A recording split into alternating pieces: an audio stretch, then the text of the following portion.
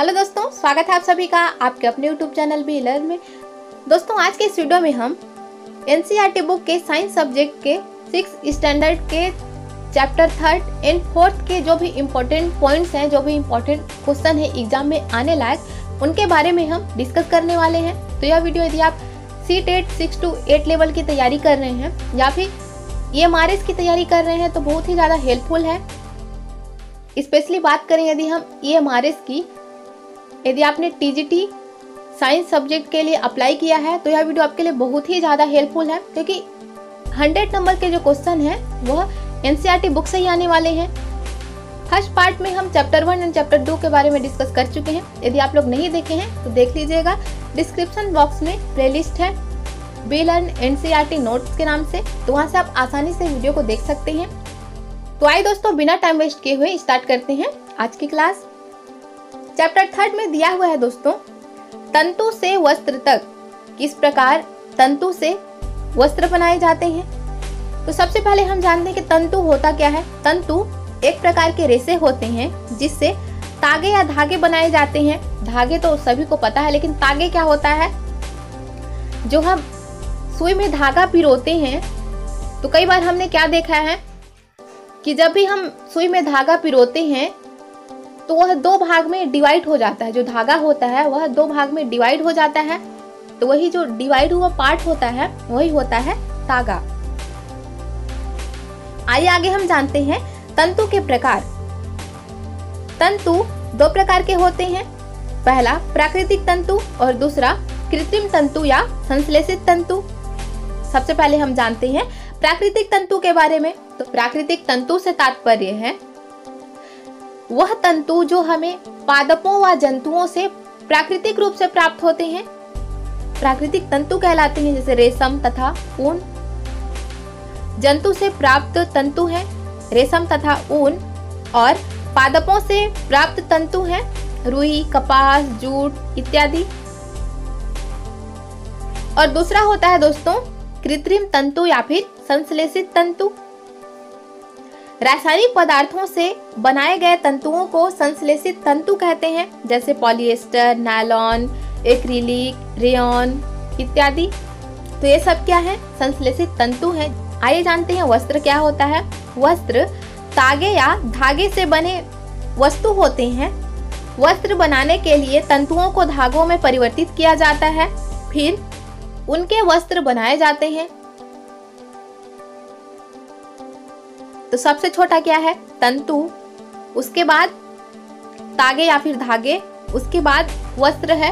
तंतु से तागे या धागे बनाए जाते हैं, उसके बाद वस्त्र बनाए जाते हैं। तो क्रम भी पूछ सकता है, एनसीईआरटी बुक के अंदर से क्वेश्चन आने वाला है तो कुछ ही पूछा जा सकता है, क्रम पूछा जा सकता है। पॉलिएस्टर संश्लेषित तंतु है या फिर प्राकृतिक तंतु है, ये पूछा जा सकता है। तंतु क्या होता है, तागे या फिर धागे क्या होते हैं, या फिर प्राकृतिक तंतु के कुछ एग्जाम्पल और ऑप्शन में कुछ एग्जाम्पल दे दिया गया हो और उसमें संश्लेषित तंतु का भी कुछ एग्जाम्पल दे दिया गया हो, तो इस प्रकार ऑप्शन को चूज करना है तो कुछ भी आ सकता है। सभी पॉइंट को पढ़ना बहुत ही ज्यादा जरूरी है, क्योंकि EMRS में स्पेशली 100 नंबर के क्वेश्चन आने वाले हैं, तो बहुत ही ज्यादा इम्पोर्टेंट है। आइए जानते हैं दोस्तों कुछ पादप तंतु के बारे में। पहला है रुई। रुई एक प्राकृतिक तंतु है जो हमें पौधों से प्राप्त होता है। तो रुई कपास के पौधे से प्राप्त होता है। कपास के जो पौधे होते हैं उनमें फल लगते हैं और उस फल के अंदर ही रेशेनुमा जो संरचना होती है वही होता है रुई। और रुई से तेल के लैंपों के लिए बत्तियां बनाई जाती हैं। रुई से गद्दे, रजाइयां, तकिया इत्यादि भी बनाए जाते हैं। उसके बाद हम जानते हैं कपास ओटना। कपास ओटना क्या होता है, कपास से बीजों को कंकतन द्वारा पृथक करने की प्रक्रिया को कपास ओटना कहते हैं। दोस्तों आप डायग्राम में देख सकते हैं, इसी प्रकार कपास के बीजों को कपास से अलग किया जाता है। इस प्रक्रिया को ही कहते हैं कपास ओटना। नेक्स्ट हम देखते हैं जूट, जिसे पटसन भी कहते हैं। पटसन तंतु को पटसन पादप के तने से प्राप्त किया जाता है। पटसन जूट का एक पौधा होता है और उसके तने से ही प्राप्त किया जाता है पटसन। इसकी खेती वर्षा ऋतु में की जाती है और इसे भारत में प्रमुख रूप से पश्चिम बंगाल, बिहार तथा असम में उगाया जाता है। तो क्वेश्चन अराइज हो सकता है कि जूट का जो पौधा होता है वह कहाँ कहाँ पाया जाता है। तो भारत में प्रमुख रूप से पश्चिम बंगाल, बिहार और असम में उगाया जाता है। इसे पुष्पन अवस्था में काटते हैं। जूट का जो पौधा होता है उसे कौन सी अवस्था में काटते हैं? पुष्पन अवस्था में काटते हैं, जब पुष्प लग जाते हैं तब। फसल कटाई के पश्चात इसके तनों को कुछ दिन तक जल में डुबो कर रखते हैं, जिससे इसके तने गल जाते हैं और तंतुओं को आसानी से अलग कर लिया जाता है। जब बहुत दिनों तक हम जूट के पौधे को पानी में रखते हैं तो उसका जो तना वाला मतलब छिलका जो होता है वह आसानी से, उसका जो अंदर वाला जो कठोर वाला पार्ट होता है उसे आसानी से अलग हो जाता है।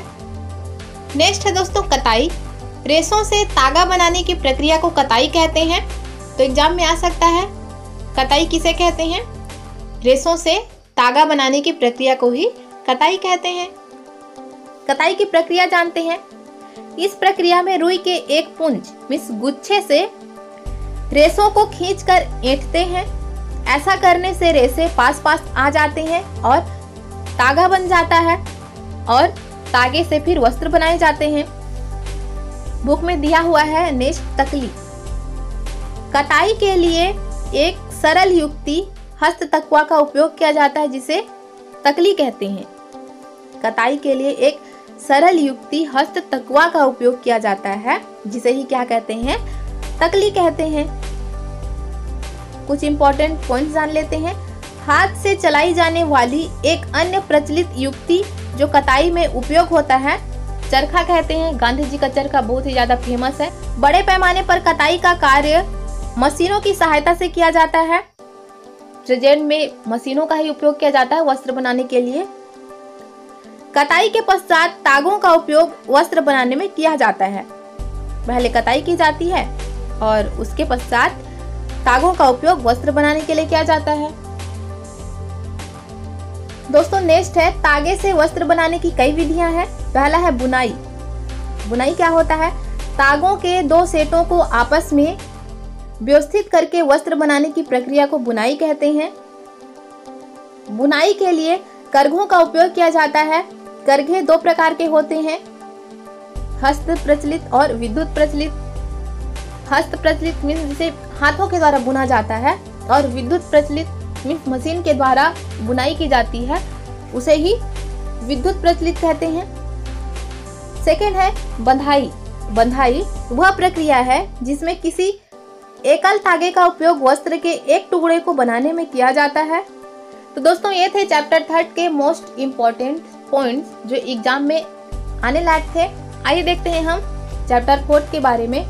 चैप्टर 4 में दिया हुआ है दोस्तों वस्तुओं के समूह बनाना। चैप्टर 4 में हम पढ़ने वाले हैं कि कौन कौन से वस्तुओं को हम किस समूह में रख सकते हैं और वस्तुओं को कैसे बनाया जाता है। तो इसमें उतना ज़्यादा एग्जाम में आने लायक कुछ इम्पोर्टेंट पॉइंट्स नहीं थे। तो जो भी इम्पोर्टेंट पॉइंट्स थे एग्जाम में आने लायक, आइए उनके बारे में जानते हैं। पदार्थ और इन पदार्थों से बनने वाली वस्तुएं, फॉर एग्जाम्पल देखिए लकड़ी है, तो लकड़ी एक पदार्थ है और लकड़ी से कौन कौन सी सामग्रियां बनाई जाती हैं? कुर्सी, मेज, हल, बैलगाड़ी, पहिया इत्यादि लकड़ी से बनाए जाते हैं। उसी प्रकार देखिए कागज है, तो कागज से हम क्या क्या बना सकते हैं? पुस्तकें, नोटबुक, खिलौने, समाचार पत्र। चमड़ा, चमड़ा से क्या बनाया जाता है? चमड़े से जूते बनाए जा सकते हैं। उसी प्रकार देखिए प्लास्टिक है, तो प्लास्टिक से हम प्लास्टिक के थैले बना सकते हैं, प्लास्टिक की कुर्सियां होती हैं, प्लास्टिक के मेज होते हैं, प्लास्टिक के खिलौने होते हैं, बाल्टियां होती हैं, डिब्बे होते हैं। रुई से गद्दे बनाए जाते हैं, तकिए बनाए जाते हैं, रजाई बनाए जाते हैं। तो ऐसे ही कुछ छोटे छोटे पॉइंट्स हैं।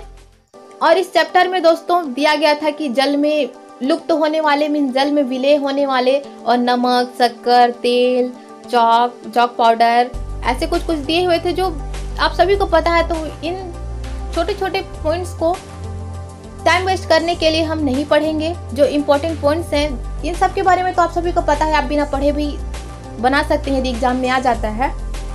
तो आइए कुछ और पॉइंट्स थे जो एग्जाम में आने लायक हैं, उनके बारे में हम फटाफट से देख लेते हैं। पहला है पारदर्शी, जिनसे आर पार की वस्तुएं देखी जा सके, जैसे कि कांच। हम कांच के अंदर यदि कोई वस्तु रखी हुई है तो उसे हम आसानी से देख सकते हैं। जैसे कि दुकान में कांच के बर्तनों में सामग्रियां रखी जाती हैं ताकि आसानी से हम उन वस्तुओं को देख सकें। पारभासी, जिनसे वस्तुएं धुंधली दिखाई दें।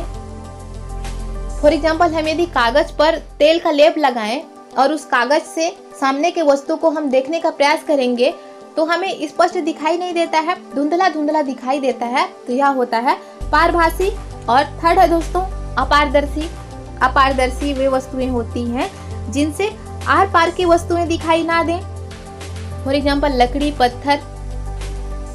हम यदि हमारे आंख के सामने लकड़ी को रखें या फिर पत्थर को रखें तो हम हमारे सामने की वस्तुओं को नहीं देख सकते। दोस्तों आज के वीडियो में बस इतना ही। चैप्टर 3 इन 4th में जो भी इम्पोर्टेंट पॉइंट्स थे एग्जाम में आने लायक, उनके बारे में हम डिस्कस कर चुके हैं। नेक्स्ट वीडियो में हम आगे के चैप्टर के बारे में डिस्कस करेंगे। यदि आपने चैनल को सब्सक्राइब नहीं किया है तो चैनल को कर लीजिए सब्सक्राइब, और वीडियो यदि पसंद आए हो तो वीडियो को कर दीजिएगा लाइक। मिलते हैं दोस्तों नेक्स्ट वीडियो में। Stay home, stay safe, take care.